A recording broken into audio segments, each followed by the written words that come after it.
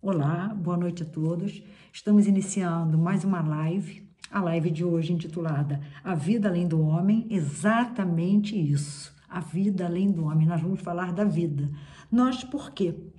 Porque como foi dito a vocês, divulgado, hoje nós teremos a honra de contar com a participação da professora Regina Schopke. É esse o nome.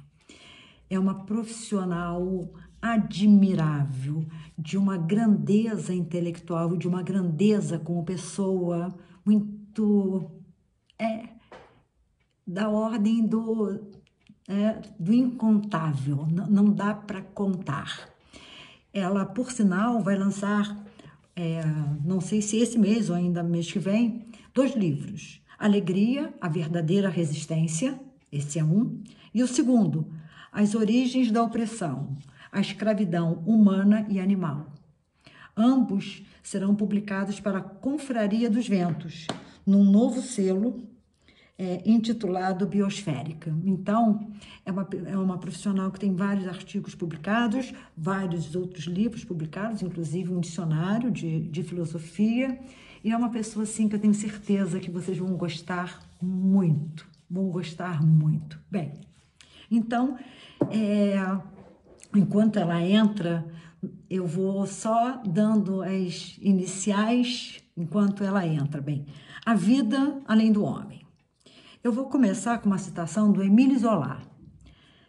É um escritor francês, considerado o criador e o representante mais expressivo da escola literária naturalista, que morreu em 1902, assassinado. Aí vocês vão dizer assim, Virgínia, você vai falar sobre a vida e começa com um autor que morreu assassinado? Exatamente assim. Não tem outra forma, não é? O Émile Zola, ele tem um livro muito conhecido, que ele lançou em 1884, chamado Germinal, né? É o mais conhecido. Abram aspas, de Émile Zola. O destino dos animais é mais importante para mim do que o medo de parecer ridículo. Fechem aspas. Émile Zola. Parafraseando, Virgínia Ferreira, parafraseando Émile Zola, eu digo, a vida, essa imensidão, que a vida é uma imensidão, essa força, essa potência é mais importante para mim do que o medo de parecer ridícula. Exatamente isso. A vida, ela é uma imensidão. A vida, ela é uma força, é uma energia, não é? É uma potência, na realidade, é um esforço de potência, é um esforço por mais força. E eu acho isso de uma beleza muito grande. E eu sempre prezei muito por essas questões que naturalmente fazem parte da vida. E só para os senhores terem um exemplo, na faculdade tem as disciplinas obrigatórias, que eu ministro, e eu criei 2 eletivas. Uma intitulada Bioética, Vida, Sofrimento e Morte, que desde que eu criei e apresentei à faculdade, ela sempre é muito disputada, na qual eu discuto, né, questões da vida, sofrimento, morte, eutanásia, distanásia, alegria. Eu discuto alegria, discuto felicidade. E criei uma outra, até voltando, porque eu percebi que os alunos da medicina, eles não sabem entrar em contato com o sofrimento, eles não sabem entrar em contato com a pessoa, eles entram em contato com a doença. Então, por isso eu criei essa disciplina. Bem, e uma outra disciplina que só pelo título eu acho que fica claro, né?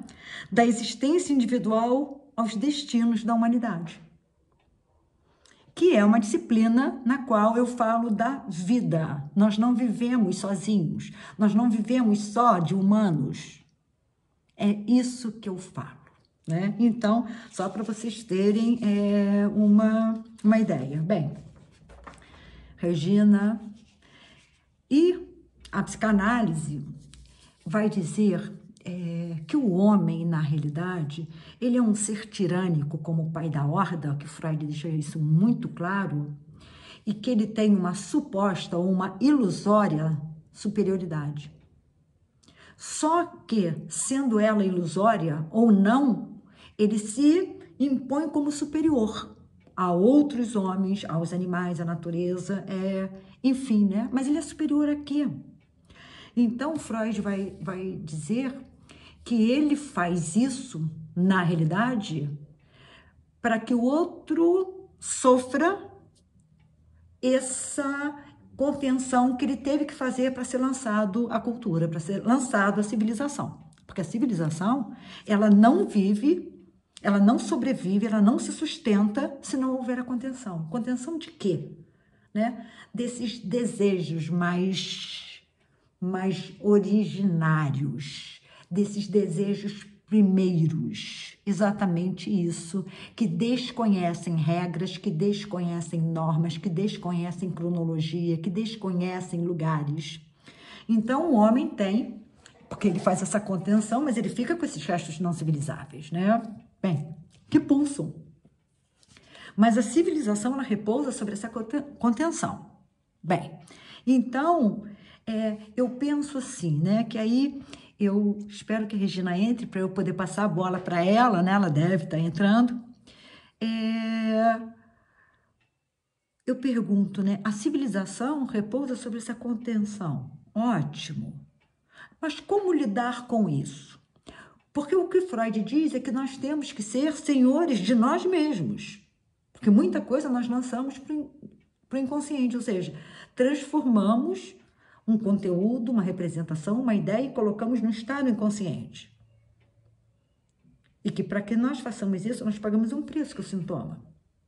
Então, tem uma frase que é atribuída a Nietzsche, né? Temos a arte para que a verdade não nos destrua.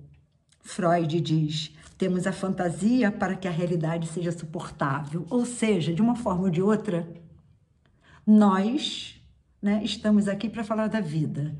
Então, Regina, eu gostaria agora de passar para você a palavra. Obrigada.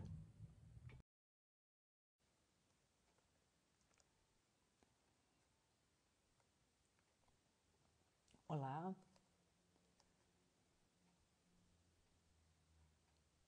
boa noite. Eu estou aguardando a professora Regina, né, para que a gente possa fazer uma live com a imagem dela em movimento, né? Eu acredito que daqui a pouco ela consiga,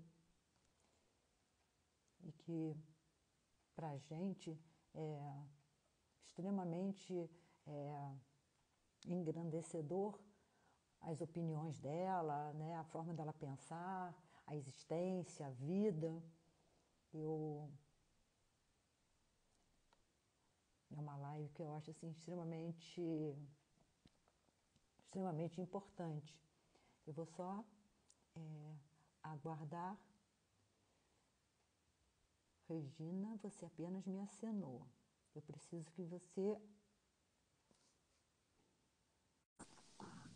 Agora sim. Eu aceitei você. Eu estou aguardando você se conectar.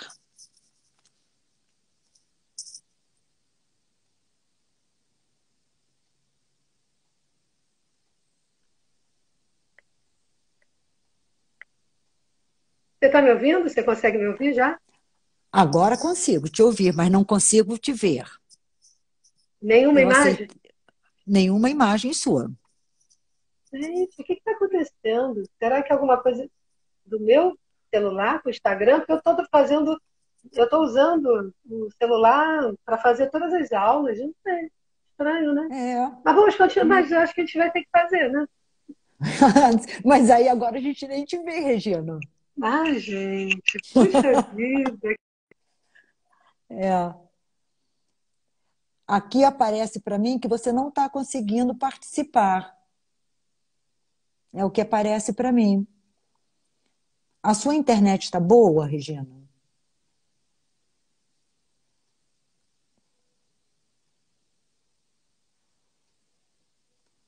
Olha, aceitei de novo. Aí dá que você está conectado. Ah, agora você apareceu. E não Aparecer, mas está não estou mexendo. congelada. Não estou congelada? Não está congelada, Regina. É, mas eu não me vejo. Que Não, estranho. você está aparecendo e não está congelada. Ah, então eu vou falar mesmo não me vendo. Mas como você Falar não sem me se ver. vê, como Não estou pode, me né? vendo. Mas Como você. pode? Não sei o que está acontecendo. Coisa. Bem, mas vamos lá. Então, Vamos. também não sei nem como é que está tudo aqui. Vamos lá, luz, nada. Está tudo bem, né? Tá tudo Para a bem. gente começar a iniciar? Então, tá bom. Está. Então tá, gente, antes de tudo, boa noite de novo para todos, né? Todas e todos que estejam presentes. Obrigada, Virgínia, por essa oportunidade, poder estar aqui com você falando, né? Discutindo esse tema tão fundamental e, para mim, tão visceral para a minha Aham. vida, pensar a própria vida e pensar a vida para além do homem, quer dizer, pensar a vida no sentido muito mais amplo, quer dizer, a vida não se reduz nem se esgota no homem e Aham. nem é a tendência dela não é chegar no homem, né? Eu acho que a vida é muito mais que isso. Aham. Você falou vários pontos, né? São vários pontos importantes. Um deles que eu queria até ressaltar é sobre a vida mesmo, quer dizer, não existe uma definição de vida, Uhum. né? É muito difícil ela definir. A ciência não consegue definir vida. Define vivo, mas não define Aham. vida. Aham. E a gente fala muito em vida, vida. A filosofia tenta definir, né? E define como o fenômeno que anima a matéria.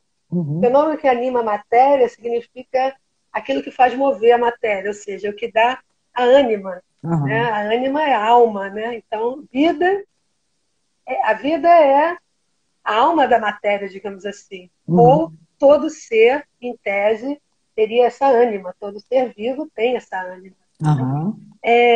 Antes de tudo, para falar isso, que você falou dos animais, logo nos olá, né, essa questão dos animais, e Aham. então é uma das questões que também me tocam muito, né?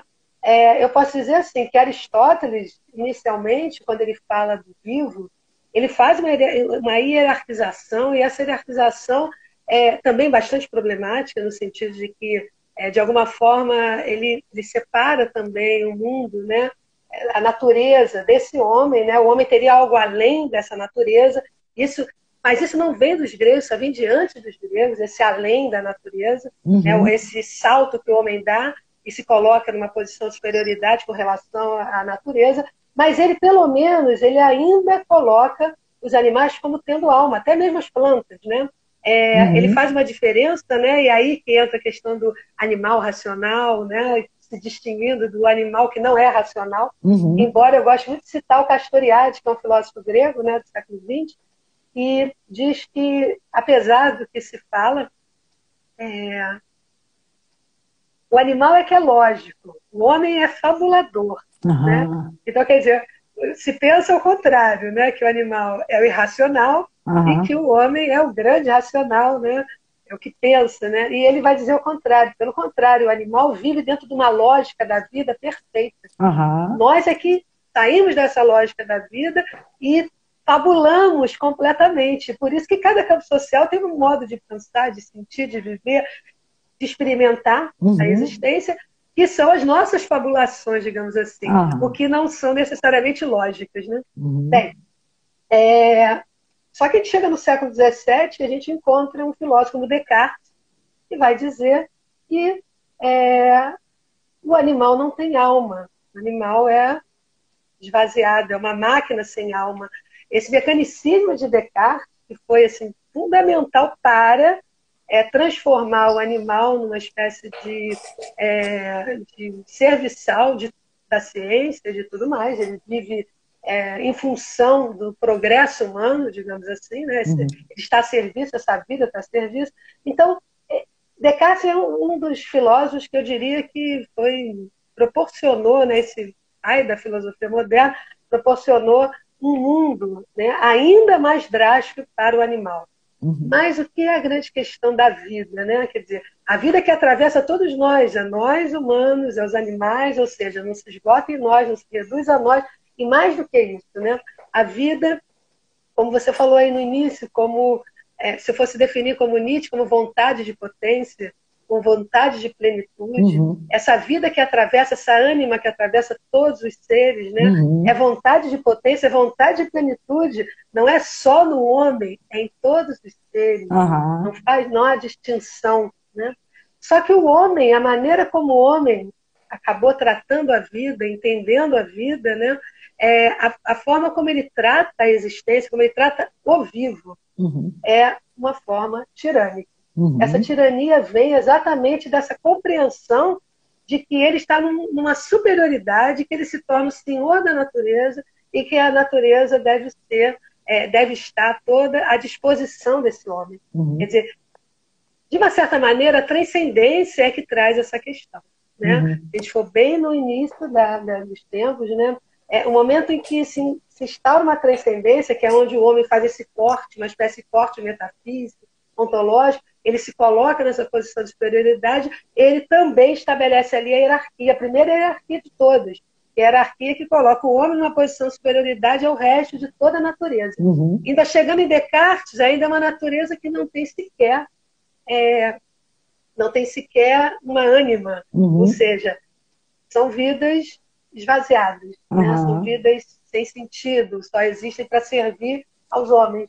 E esse é o primeiro, mas eu acho que o mais importante daí a dizer é que esse primeiro momento que o homem dá esse salto, ele também estabelece uma hierarquia entre os próprios homens. Né? Então não são duas coisas diferentes.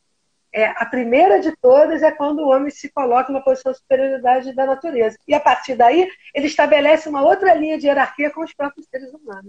Quer dizer, se a gente não chegar nesse ponto, né, de alguma forma, uma coisa que Deleuze chama da forma homem, a forma homem que se constituiu opressora, que é essa forma homem que contém a vida, que só pode viver contendo a vida, sufocando a vida. A gente não consegue ver nada no mundo que não seja engaiolando, enjaulando a própria vida humana. Quer dizer, eu primeiro falei da vida em geral, mas eu acho que a grande questão é que a vida humana é já essa forma de contenção, é uma forma de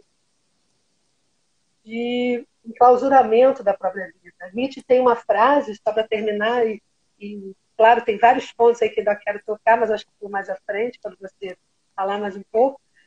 Nietzsche tem uma frase que é preciso libertar a vida. Na verdade, a frase completa é preciso libertar a vida da moral, mas Deleuze pega essa frase, é preciso libertar a vida, e trabalha exatamente, ele Foucault, exatamente essa vida que foi aprisionada pelo homem e no homem. Ela foi aprisionada dentro do homem. Ele é já essa forma de contenção. Por isso ele não consegue mais pulsar com a vida. Ele não consegue, ele se torna tirânico exatamente porque ele se torna o déspota. O déspota da natureza, o déspota da vida. Né? Então, tudo para ele precisa estar não só contido, culturalmente a gente sabe que precisa haver contenção, mas é mais do que isso. Né? Precisa ser dominado. Ele precisa despotencializar para dominar. Se a vida é potência, é preciso despotencializar para poder dominar. Isso é um ponto. Depois eu falo dos animais, se você quiser completar aqui alguma coisa que você está falando. Porque eu acho isso, Regina,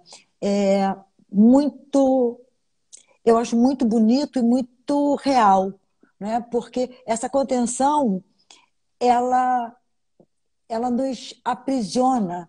Mas qual é a outra forma possível de vida em civilização, né? Em coletividade? Essa é uma questão. E que Freud vai falar de uma outra maneira. Né? Freud vai dizer que nós temos esses restos não civilizáveis, né? Porque nós passamos pelo recalcamento. Então, nós conseguimos aprisionar essas forças mais, vamos dizer assim, próprias do homem, porque o Freud não vê um homem como um ser bom, né, e disposto a amar.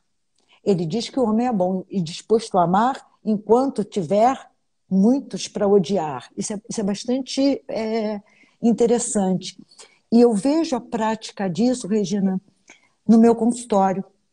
As pessoas dentro do meu consultório, em geral, elas têm uma raiva contida que muitas vezes elas não se dão conta. E elas costumam fazer uma coisa chamada na clínica de formação reativa.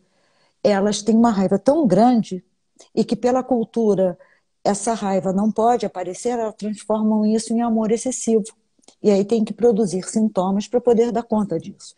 Então, mas o Freud vai dizer que nós precisamos subjugar o princípio do prazer ao princípio da realidade. Então, são essas contenções que nós precisamos fazer. Eu digo que o homem, ele faz essas contenções e o que para mim faz diferença é a forma com que ele faz e vive essas contenções. Então, se ele lida com isso de uma forma não prazerosa, mas necessária, eu acho que ele seria menos tirano. Ele precisaria subjugar menos todos os outros seres. Mas eu acho que ele lida com isso de uma forma muito difícil, muito árida. Então, é como se o outro tivesse que pagar por essa contenção. Você entende o que eu estou te dizendo? Estou entendendo. E estou entendendo exatamente. Sim, por favor. Posso falar? Tá. Então, e entendo exatamente o que você está falando, mas é muito importante falar a partir de Nietzsche, que Nietzsche considera que o homem é um animal adoecido. O homem é o animal que perdeu a sua saudável razão natural. Então, veja, o que Nietzsche está falando aqui é que o homem, quando dá esse salto para a cultura, na verdade, ele tem todo um verniz civilizacional, mas ele não só continua sendo um animal, mas ele perdeu o principal do animal, a potência, essa capacidade de estar imerso na vida, imerso no presente, né? Porque acho que uma distinção muito grande entre nós, os animais, é que o animal ele está sempre no aqui e agora, de verdade, inteiro no aqui e agora. E nós estamos, né? Ou num passado, que você até pode falar na clínica, que esse passado está sempre presente de alguma forma, mas você está preso como uma corrente num passado que você não consegue se desligar, ou você está num futuro sempre projetando, e acaba também se deparando com uma projeção mais dura que é a da própria morte. Então, você não vive nunca nesse presente como um animal que também teme a morte, mas só uma morte iminente. É aquela morte que se apresenta para ele, não uma morte em que ele projeta o tempo todo. Nós humanos temos medo da morte, no fundo, é mais medo da vida mesmo, desses movimentos contínuos da vida que vão nos transformar continuamente e a gente tende a querer conter. O que eu quero dizer sobre contenção é que o que Nietzsche diz, e o que eu trago também de assim, que eu acho que é fundamental para pensar, é que não é uma contenção só para que seja possível o campo social. Claro que o campo social envolve uma contenção. Não daria para cada um agir segundo a sua própria vontade e seu próprio prazer. Não daria. Seria digamos assim, viveríamos em guerra contínua. Né? Seria o que alguns chamam de estado de natureza, o estado de guerra. Né? Eu não sei se é bem assim. Né? Rousseau não pensa exatamente assim. Mas essa contenção, ela não é uma contenção, para Nietzsche, uma contenção saudável, porque o que se contém no homem é exatamente aquilo que ele tem de mais forte e poderoso. Não se governa isso, se contém de verdade. Se contém de tal maneira que se... E aí, isso era importante, essa frase final da despotencialização para dominar, porque o que está na base disso tudo é a questão da dominação. Quando esse homem se coloca na transcendência, quando esse homem faz esse corte com a natureza, a grande questão humana é dominar, não só dominar a natureza, como dominar os outros homens. Então, você enfraquece, e essa forma de enfraquecer é exatamente conter aquilo que é de mais poderoso no homem, essa capacidade que ele teria e tem, mas já de uma forma minada, já na cultura, já está minada.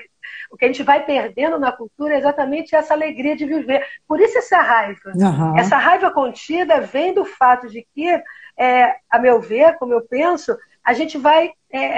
o próprio mundo, essa cultura que deveria ser o lugar onde o homem deveria ser pleno, porque está né, partilhando com o outro, né, sendo mais forte, né, para enfrentar as intempéries da vida, do mundo. Não, é um lugar em que o político e o governo e esse mundo, né, do poder se instaura de tal maneira que o que acontece é que você tem um tirano, os tiranos, vamos falar dos primeiros déspotas, digamos assim, das grandes civilizações, né, um tirano em que você tem um contingente humano Uhum. que deve servir a esse tirano. Uhum. E servir ao tirano, que antigamente era o déspota e hoje continuam sendo os poderes estabelecidos, eles nos adestram, como diz Nietzsche. É um Uhum. adestramento.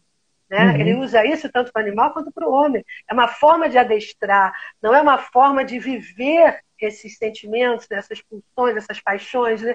De uma forma saudável. Por isso ele fala que se perdeu essa saudável razão natural. E é por ter perdido isso que o homem se perdeu de si. E é Uhum. por isso que ele se torna um tirano. Ele se Uhum. torna um tirano porque ele tem que... Aí você tem razão quando você fala, será que ele não conteve de uma forma...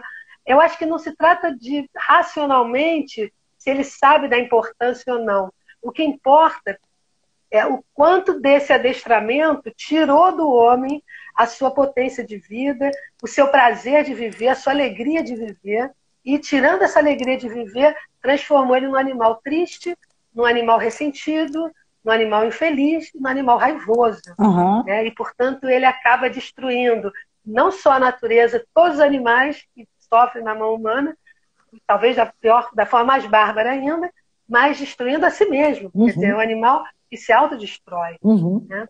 Então, eu não sei, eu acho que para responder a sua pergunta, como você falou, é possível uma sociedade? A tentativa é exatamente, quando fala de libertar a vida, é Uhum. libertar essa vida contida no homem, não é para o homem fazer aquilo que ele quer, Uhum. é para que essa vida possa pulsar, que Uhum. essa vida saia dessa estrutura rígida que fez dela algo de uma vida rotina, uma robótica, e que possa pulsar de verdade, né? Uhum. Para pulsar é preciso libertar esse, essas, essa prisão É. humana, né?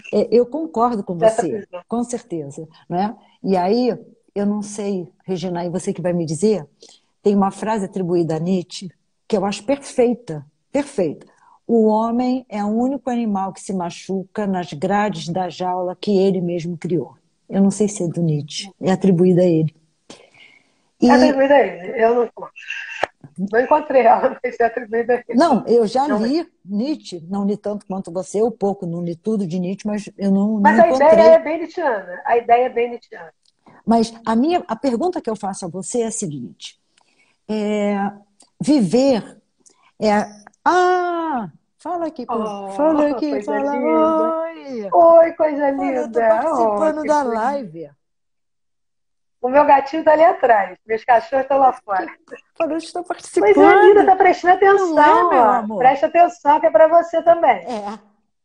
Aí, Regina, a pergunta É. que eu faço a você é a seguinte: eu observo na clínica, que é do lugar que eu me sinto confortável para falar, da clínica psicanalítica, é que muitas vezes essa contenção ela é feita porque é menos difícil viver com essa contenção no sentido que você fala, do que você partir para a vida de fato, né? Deixar isso pulsar.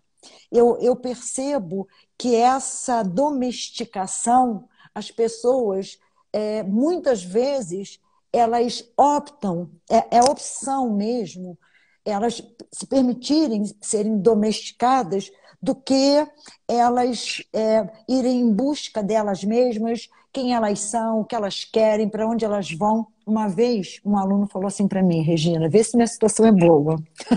Professora, a senhora deve ser dentro de casa insuportável, porque a senhora procura o porquê de tudo. Eu falei, mas a senhora deve ser insuportável. Falou para mim: Regina, mas eu acho que a gente tem que procurar mesmo, né?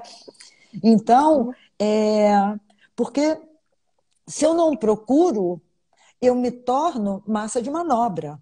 falando aí num termo mais contundente, não é? Sim.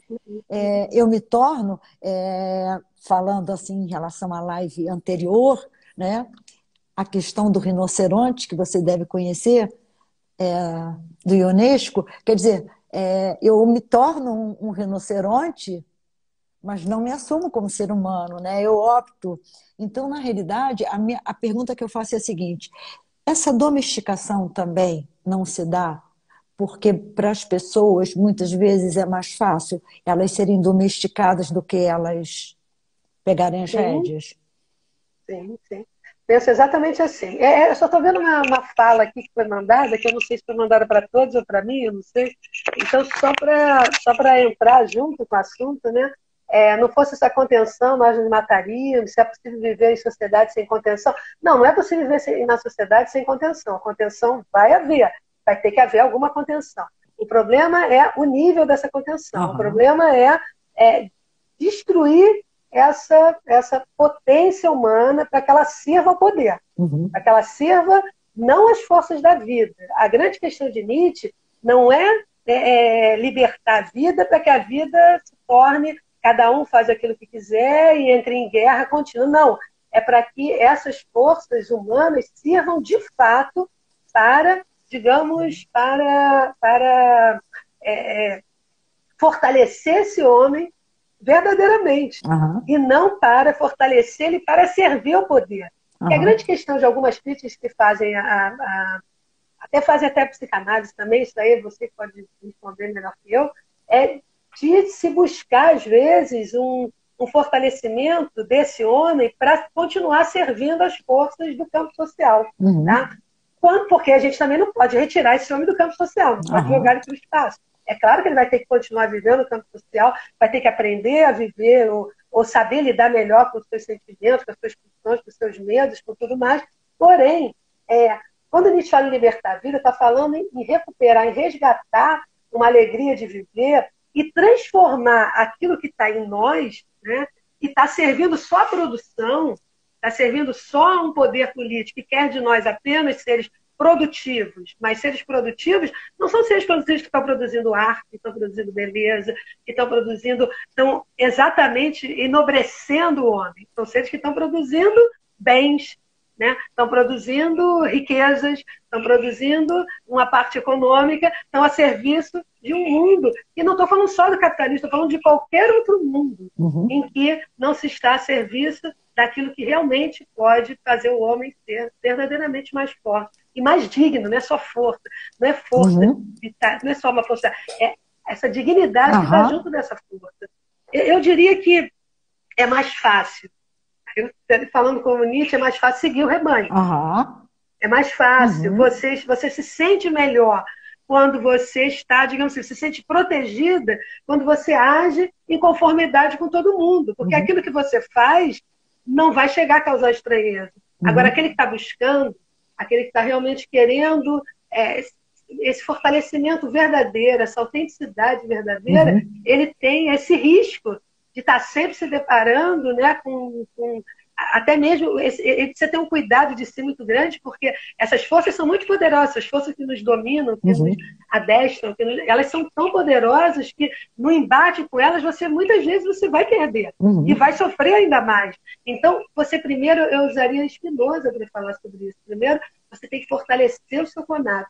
Fortalecer Aham. esse conato se chama essa força de existir, que é cada ser. Cada ser é Aham. uma força de existir, é Aham. uma potência de existência, né? Então, primeiro se fortalece esse conato para você romper pouco a pouco com aquilo que está realmente te aprisionando e você poder realmente produzir uma vida autêntica e poder olhar para os outros seres que partilham com você desse mundo e perceber que eles são seus irmãos, eles não são algo que você tem que dominar. Aham. Eles são como você, estão no mesmo barco que você, estão na mesma vida, nos mesmos movimentos da vida e sofrendo da mesma maneira. E eu acho que é nesse sentido exato que a gente consegue essa libertação. E essa libertação, repetindo, não tem nada a ver com viver.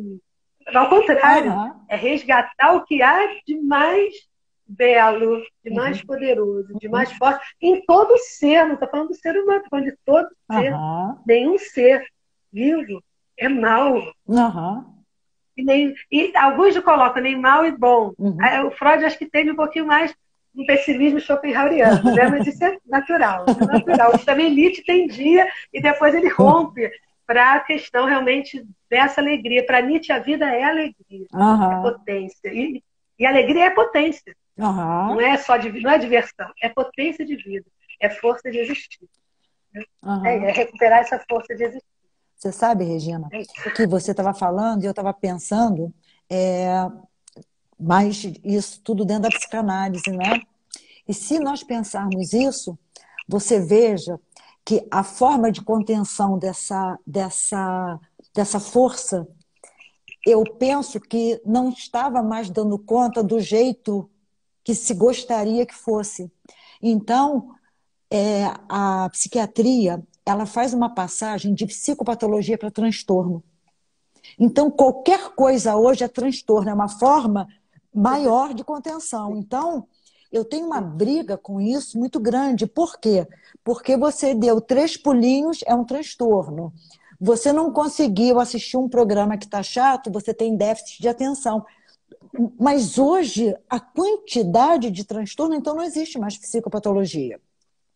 O que se fez? Se fragiliza mais ainda, porque você pega esse sujeito e coloca dentro de categorias e que você banaliza o sofrimento humano. Você banaliza.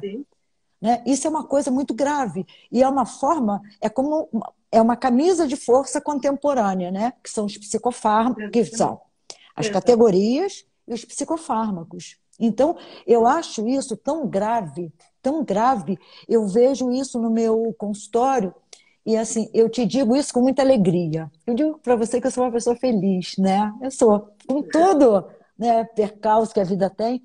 E eu fico muito feliz quando o paciente chega para mim tomando medicamentos que o psiquiatra indicou e ali com 6 meses, 8 meses, 1 ano, ele está livre dos medicamentos e ele percebe, assim, que ele está mais solto, que ele está mais alegre, que ele está se aborrecendo por menos. Assim, é uma coisa assim, muito bonita de se ver. Eu acho a clínica fascinante, eu sou suspeita, né? Mas eu acho que essa passagem é mais uma forma de contenção. Então, quando se diz assim, porque teve um surto? Não. Nós não podemos também colocar tudo na categoria da doença mental. Nós temos que deixar o sujeito livre. Por que toda árvore tem que ser verde? Então, se a criança desenhou uma árvore e pintou de azul, ela tem alguma coisa. E mais, Regina, professora primária, que eu não estou subestimando, que não está autorizada, ela chama a mãe, faz um diagnóstico, diz para a mãe o que aquela criança tem que tomar, aquela mãe vai procurar um psiquiatra ou um neurologista já com um diagnóstico para vir só com a receita. Quer dizer, entendeu a forma? Então, essa criança lá, desde pequena, ela já está sendo... Olha a forma de contenção dessa vida, né? Sim. Isso, como você trabalha exatamente na bioética, né? A gente pode falar no Foucault sobre o biopoder, né? Esse biopoder é exatamente já trabalhando na forma da vida. Quer dizer, não é esperar crescer. Digamos que Foucault fala exatamente isso a partir do século XVIII, o XIX já traz isso de uma forma muito forte com a psiquiatria, né? Que essas forças que vão investir para formar esse homem já contido. Ela tem que formar esse homem numa contenção máxima. Ela não tem que esperar esse homem, de repente, se mostrar um assassino, desvairado, para ir lá e matá-lo, digamos assim. Ela quer formar o que Foucault chama de corpos dóceis, né? Então, esses corpos dóceis, isso vem para Foucault ainda mais fortemente nos últimos séculos. Quer formar esses corpos dóceis para servir exatamente para a produção.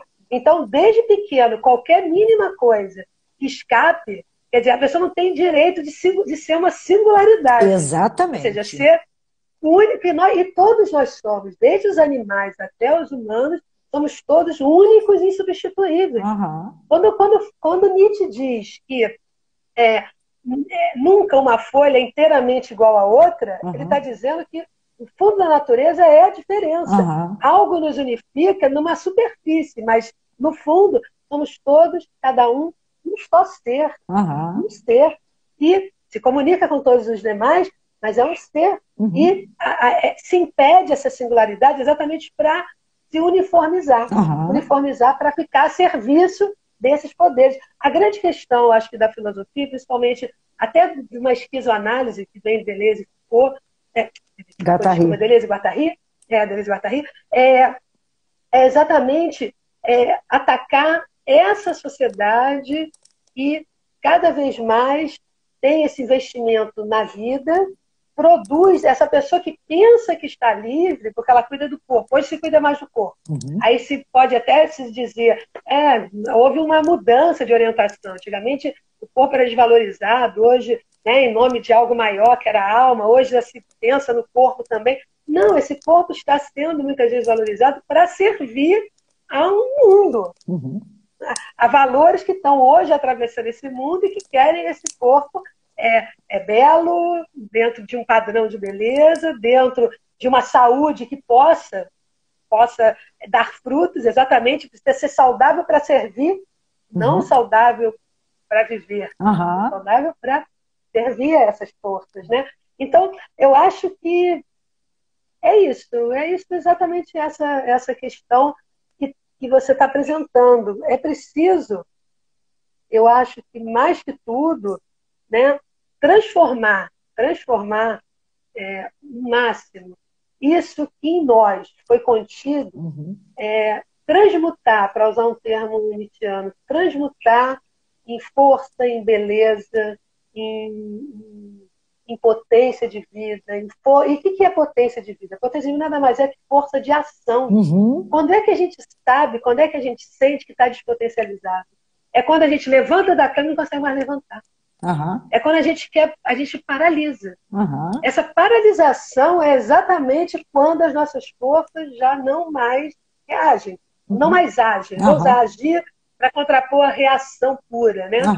A gente se manteve o tempo todo só numa reação, a gente não é ação. A gente não é ação porque está faltando, está desligado em nós humanos essa potência da ação, essa potência, essa força de vida que foi minada. Isso está em Spinoza e Nietzsche, de alguma forma os dois estão juntos nesse.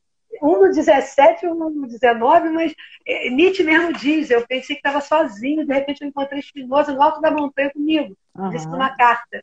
E que beleza, era uma dualidão, não era mais uma solidão, era uma dualidão. Eu estava com Spinoza, ele já tinha feito toda essa crítica da razão, toda essa crítica da transcendência, toda essa crítica que faz com que o homem não perceba o quanto ele está subjugado por forças que estão apenas minando a sua própria alegria de viver, a sua força de existir. Então, só para terminar essa questão, quer dizer, até falando da angústia um pouco, né, no livro que eu vou lançar agora, que é sobre a alegria, né, mas eu faço o contraponto com a angústia, eu coloco exatamente que a angústia, quando ela fica crônica demais, quando ela é um estreitamento da visão. É por isso que esse homem angustiado já não vê mais caminho. E ele entra no desespero, nesse profundo desespero. Né?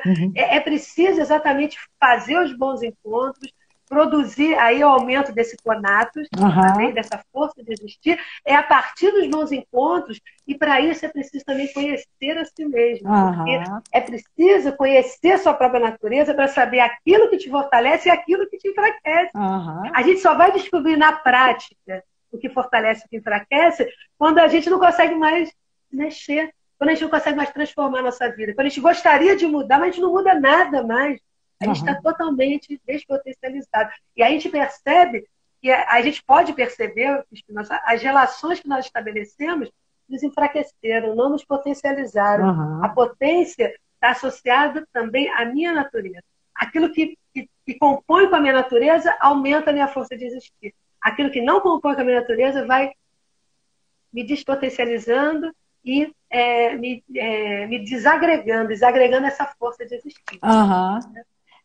Isso no Freud, Regina, é muito interessante, né?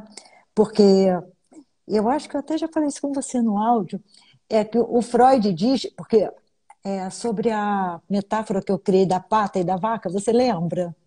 Que Lembro, lembro, lembro. o Freud diz que muitas vezes, onde nós procuramos alegria, felicidade, nós encontramos infelicidade, porque nós procuramos no outro, num determinado outro, aquilo que ele não tem para nos dar, ou tem e não quer nos dar. Então é como se você estivesse diante de uma pata esperando que ela dê leite. Pata coloca ovo, então você nem vai tomar leite, nem vai curtir os ovos dela. Eu acho isso Sim. assim muito interessante. E eu penso, Regina, eu gostaria só de voltar à questão do corpo, que você estava falando do corpo, né?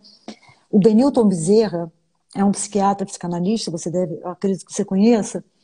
Ele tem um livro, um capítulo de um livro, eu esqueci agora o nome, mas o que eu vou dizer é dele, não é meu, que ele diz Ah, que ele divide, né, as pessoas por classes. Há pessoas que têm o corpo como instrumento de trabalho. Então, se ela sente uma dor, ela precisa restituir a saúde não para ter prazer, não para se sentir confortável, mas é porque o corpo é instrumento de trabalho. Tem a outra classe que o corpo é instrumento de prazer e de trabalho. Então você trabalha e você se cuida, né? Você se depila, você faz seu cabelo para você se sentir bem com você. E tem uma outra classe que tem o corpo apenas como instrumento de prazer. E são, segundo o Benilton, aquelas pessoas que têm muito dinheiro, que nunca trabalharam na vida, né? E eu lembrei que teve uma época que eu atendia na Santa Casa de Misericórdia, na Santa Luzia, no Rio de Janeiro, e que uma mulher, ela fazia faxina, veja a situação, em escritórios à noite. E ela foi procurar terapia porque ela não andava mais de elevador, foram as palavras dela. Então, ao invés de fazer faxina em 12 escritórios, ela estava fazendo em 2, 3, porque ela tinha que fazer tudo de escada. Então, do 10º ela tinha que ir para o 6º, tinha uma ordem. Do 6º ela ia para o 12º.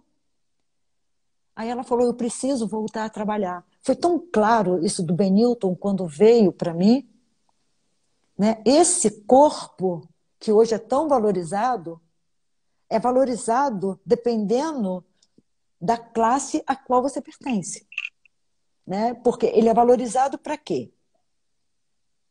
Qual é a alegria desse corpo? A alegria desse corpo, aspas, se assim nós podemos dizer, é produzir dinheiro para não deixar faltar em casa o gás, para poder a luz não ser cortada. Então, nós começamos a perceber que essa contenção, muitas vezes, ela é feita de forma muito eficaz, né? Porque quando uma pessoa tem o sim. corpo só Ela é como feita de forma. instrumento de trabalho, olha que contenção impiedosa, né? Cruel. Ela não pensa em outra coisa que não seja o trabalho, né? Quer dizer, você vê que a grande questão para ela é recuperar a saúde Uhum. para poder trabalhar mais. Aham. Não é recuperar a saúde para poder viver mais, para poder sentir mais, para Uhum. poder, sei lá, aproveitar melhor os seus afetos, aquilo que ela tem que muitas vezes, né, deixar de. É claro que a gente está falando, e aí você citando também, né? A gente está falando de pessoas que precisam necessariamente, né, então, vivem ali numa condição, né, de esvaziamento de vida mesmo, né, que só servem praticamente para o campo social para trabalhar. Aham. São criadas, produzidas para esse fim. Quer Aham. dizer, elas não. E por isso que você fez essa distinção, né? E essa distinção desse corpo do prazer, que aí seriam as pessoas que só vivem, né, nessa busca incessante. Eu diria assim, mesmo vendo num nível mais amplo, assim, eu diria que você encontra isso até Aham. independentemente das classes. Aqueles que querem viver, querem o seu corpo para o prazer Aham. e pensam em cuidar dele para poder, né, poder absorver ou poder ter todo tipo de prazer possível, Uhum. né? E aqueles que mesmo ali, sabendo que precisam trabalhar e tudo mais, ainda assim conseguem resgatar alguma coisa dessa Aham. potência de vida, né? E podem ainda assim pensar em algo além Uhum. do seu corpo servir apenas para o trabalho. Aham. Né? Então, eu acho que isso vai de acordo, primeiro, vai de acordo com uma busca pessoal, Uhum. né? É preciso acender algo no outro, preciso Uhum. acender nele. Não adianta a gente falar, você tem que ser assim, você tem que ser assim. Assim como não adianta falar para ninguém que esse alguém é infeliz. Olha, você é infeliz, porque você é assim, assim, assado. Se a pessoa se julga feliz, você Uhum. não tem como provar que ela é infeliz. O Aham. máximo que você pode fazer, é claro que você está vendo que aquela pessoa pode estar muitas vezes subjugada, uma relação de fato, uma relação se chama de tóxica, né? Uma relação de poder realmente, né? Ela está sendo tiranizada e ela não tem noção disso, e ela se Uhum. sente feliz naquilo tudo. Isso acontece. A gente, mesmo assim, a gente não consegue dizer para a pessoa que ela está ali. Ela precisa, de alguma forma, algo tocá-la. Aí eu acho que vou usar Nietzsche também, né? Quando a gente diz que o pensamento não é de maneira nenhuma uma como é que ele vai pegar lá de Aristóteles, né? Ele não é um instinto natural do homem. Ele não é natural. Uhum. Pensar não é natural. Pensar é efeito de um choque, de algo que põe as suas ideias em movimento. Porque o Uhum. pensamento, ele faz uma distinção entre pensamento e a razão trabalha de uma forma lógica. Toda lógica serve à razão, serve à sobrevivência. Não é que ele está colocando a razão como sendo uma coisa desnecessária. Não, a razão serve prioritariamente à sobrevivência. Aham. Só que para Nietzsche pensar é uma segunda potência da razão. Ou seja, é quando você pega essas ideias e coloca essas ideias em movimento. Aham. Coloca essas ideias num que ele chamaria de um devir, que faz com que ela faça novas conexões. É Uhum. onde a gente se desterritorializa. Aqui eu queria falar até um pouquinho disso, Aham. porque aqui entra o animal. Aqui Aham. entra o animal em nós. O Aham. animal em nós. Por quê? Quando Deleuze e Guattari vão falar da desterritorialização do pensamento, que o pensamento desterritorializa, porque ele está dizendo, exatamente como Nietzsche, que é um choque. É um momento em que você está ali, você tá confortável nas suas certezas, né? Você está ali reproduzindo o campo social, você está ali reproduzindo o que te ensinaram, e de repente algumas ideias vêm e colocam em dúvida, elas se chocam com esse teu mundo interior, Uhum. com todas as suas, né, suas pretensões, seus gostos, suas paixões, e de repente você se desterritorializa. Desterritorializar entra fazendo uma relação com o nômade. E o animal é um nômade, porque o animal na floresta ele é sempre um andarilho, ele está Uhum. sempre buscando, né, as melhores condições, ele está sempre nesse processo, né, de Uhum. desterritorialização e reterritorialização. Uhum. E o Deleuze vai mostrar como exatamente o pensamento é exatamente essa desterritorialização e uma reterritorialização imediata. Ou Uhum. seja, você primeiro você tem essa desterritorialização, então você, de uma certa forma, você perde a sua base, você perde um pouco o chão quando o seu pensamento começa a atuar. E é por isso que dá muito medo das pessoas. Ela, de Uhum. repente, se sentem o quê? Eu estou perdida. Aham. Eu estou perdida. Eu estou em crise. Estar em crise, para muitos, é estar no fundo do poço e isso representa sim, pode representar cortes muito profundos no campo social. Você está em crise, você não consegue trabalhar, você não consegue namorar, você não Uhum. consegue ter alguém, você não consegue. Então você está. Só que a crise deve ser entendida como esse movimento que está tentando exatamente libertar essas forças que foram totalmente apreendidas por esse campo social e trabalham só para ele. Não Uhum. trabalham para a vida desse corpo, trabalham diretamente para ele. Então, quando essa desterritorialização vem e nos faz pensar, quer dizer, esse encontro, esse choque de ideias que nos faz pensar, ela coloca em movimento tudo isso. Só que o Uhum. animal é exatamente o primeiro, é exatamente no animal, e aí uma coisa bonita que Deleuze vai dizer, ele vai dizer junto com o Guattari, né? É, e isso que eu acho maravilhoso, isso aqui é uma coisa chocante, eu vou dizer aqui, tá? Que digamos assim, o anti-humanismo de Deleuze, tá? O anti-humanismo aqui não é dizer que Deleuze, ou mesmo Nietzsche, que isso vem de Nietzsche já, não é, gente,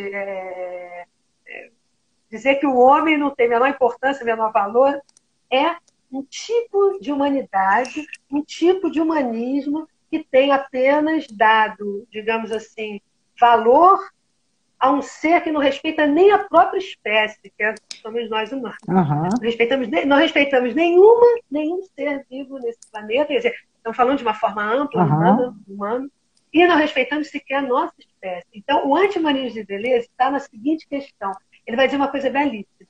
Ele vai dizer que mesmo naquilo que nós julgamos que somos superiores, que é no pensamento e na arte, isso já é o animal em nós. Uhum. Porque é o animal, é o processo de desterritorialização que me faz fazer arte. É o processo de desterritorialização que me faz pensar. Uhum. Porque senão eu só reproduzo. Senão eu só... E essa desterritorialização é o animal que vive em nós, e não nós, humanos. Uhum. Então a gente tem que, ao invés de recuperar o humano, é recuperar o animal humano que está aqui em nós. Essa força, essa potência desse animal. Entendeu? Então, é um pouco isso. Por isso eu me perdi. Não. Um Agora, Regina, veja, eu sempre inicio minhas lives dizendo assim que o meu propósito não é fazer das pessoas, perceba, meros depositários de um saber que eu acho que eu tenho. Não, é descentralizar as pessoas das suas certezas. E interessante, porque sempre que eu faço muita live sozinha assim, eu falando, né? Mas também eu tenho curtido muito fazer live com outras pessoas, porque essa questão de me descentralizar também acontece, né? Às vezes, por exemplo, agora, né? Você estava falando, eu falei, é fato. Teve alguma coisa que você me falou que eu falei, nossa, eu não tinha pensado nisso. É bastante interessante, até porque eu penso que a gente precisa também estar disponível para ser descentralizado desse lugar, né? Porque se eu me agarro nele e não me permito nenhuma mobilidade, né? Eu também não vou conseguir essa desterritorialização. Eu preciso estar aberta a ela. E eu acho que hoje, eu não sei se aí eu estou sendo muito otimista, com essas lives todas, as pessoas assim assistindo essas lives, problematizando a existência, eu acho que elas estão mais abertas. Você acha que elas estão se abrindo, estão começando a Acho, ficar mais abertas? acho, acho. E Sim. eu acho isso assim muito, muito, muito legal. Porque... Está havendo um movimento que... Ai, desculpa. Não, pode falar.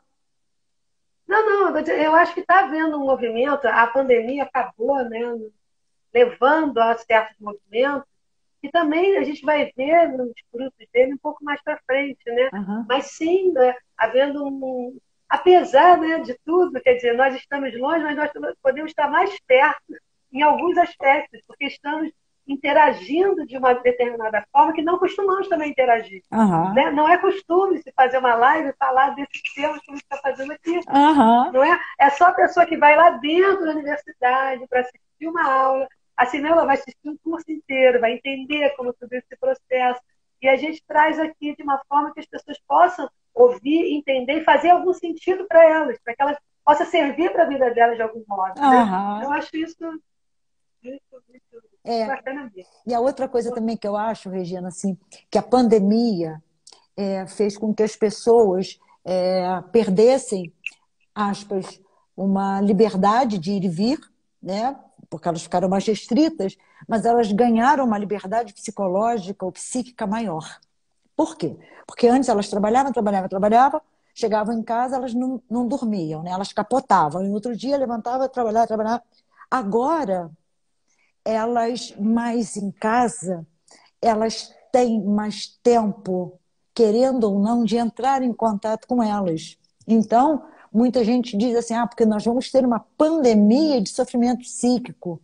Eu não sei se esse sofrimento psíquico que as pessoas chamam é necessariamente uma doença. Eu acho que muitas vezes a pessoa vai entrar em contato com ela, vai se entristecer, sim, não tem jeito, né? E depois ela vai, eu não sei se ressignificando, enfim, ela vai se encontrando com ela. Ela vai ser, né, mais familiar a ela. E eu acho isso assim importantíssimo. Então, eu acho que essa pandemia, é óbvio que há exceções, eu acho que está fazendo com que as pessoas entrem mais em contato com elas mesmas, mesmo elas não querendo. Sim. É verdade, porque elas têm um tempo maior, né, de contato consigo mesma, né? Aham. Eu acho muito bonito que o Schopenhauer costuma dizer que aquele que não gosta de solidão é exatamente porque não é um bom companheiro para si. Schopenhauer dizia. Então ele foge de si mesmo o tempo inteiro. Então ele quer diversão, quer passear, quer qualquer coisa menos contato consigo mesmo. E algumas pessoas fogem mesmo de si mesmas, né? Aham. E nesse momento elas precisam se ver. Eu acho que em algumas pessoas talvez isso vá produzir realmente dor, sofrimento e talvez não avance mesmo. A pessoa vai Aham. continuar fugindo mesmo dentro de casa. Aham. Fugindo, fazendo qualquer coisa para fugir desse contato. Mas em Certamente. muita gente eu acho que vai, e muita gente eu acho que vai surtir efeitos positivos também desse encontro consigo mesmo, né? Aham. Desse poder se voltar para si, do cuidado de si, que o Foucault vai falar, o cuidado de si, que é a estética da existência. A Aham. produção de si está associada exatamente à ideia de que você precisa tomar nas mãos a sua vida para Aham. poder fazer dela algo de realmente original e autêntico. Mas você precisa ser senhorar da sua vida, tomar nas mãos. A gente está o tempo todo deixando que os outros dominem a nossa vida. Os outros Aham. digam o que a gente deve fazer, o que a gente deve ser, como a gente deve se vestir. A gente não toma conta, a gente não está cuidando de si mesmo. Quer dizer, a Aham. filosofia, no fundo, eu acho que é esse cuidado de si. É esse cuidado de si que eu acho que tem no filósofo, a busca disso, a busca de se singularizar é a ideia exatamente de se tornar realmente indivíduo. Se conhecer, se autoconhecer para poder produzir, poder produzir-se, né, seu esteta de si, Aham. produzir-se mesmo e produzir-se como uma obra de arte, ou seja, eu vou me esculpir, né? Aham. E é muito bonito que em Foucault, a coisa mais linda para mim foi nisso, que é o último Foucault, chamado Último Foucault, que foi quando Foucault se voltou para os gregos, que ele passou a vida inteira, quase que o trabalho dele todo, dizendo que os gregos estavam mortos. E, na verdade, ele buscava uma ontologia do presente, ele queria o ser do presente. Ele só ia para a história para buscar o ser do presente.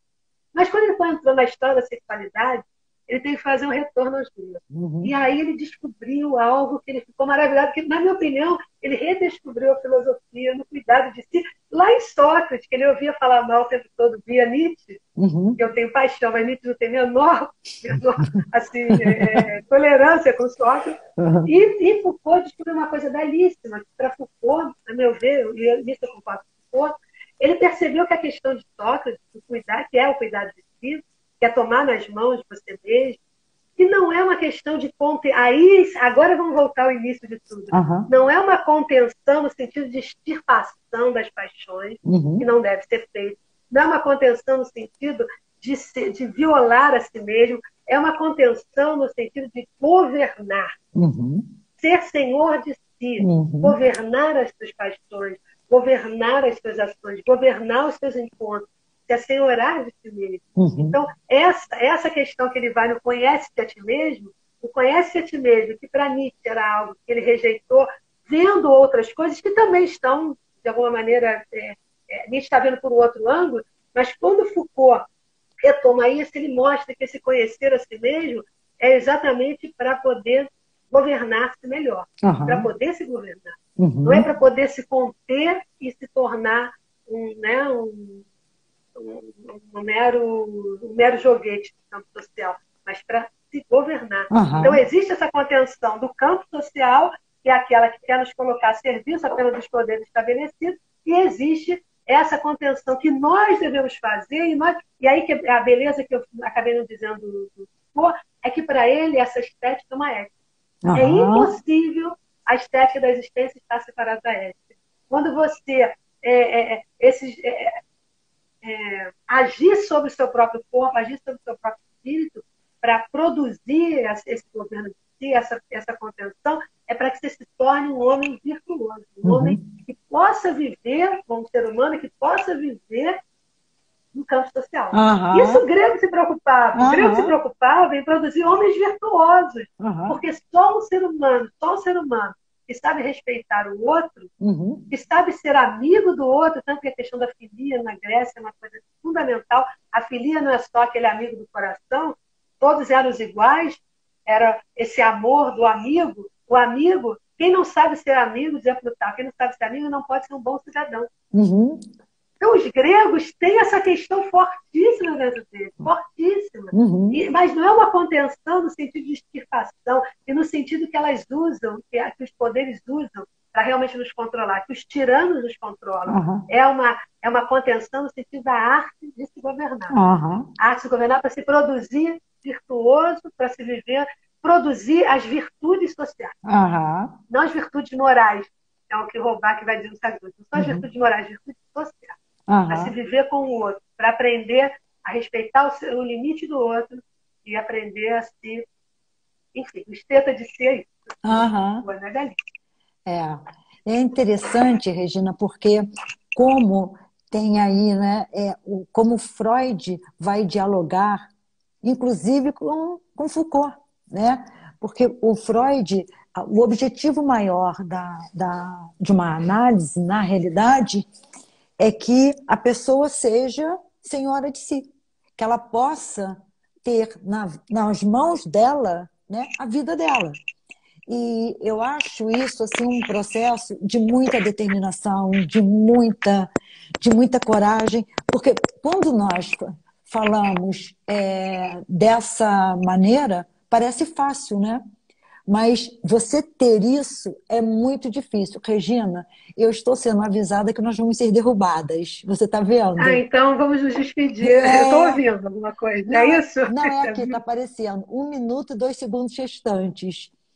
Regina, Entendi. eu te agradeço muito, muito, muito, muito. Foi um prazer, uma honra fazer essa live com você.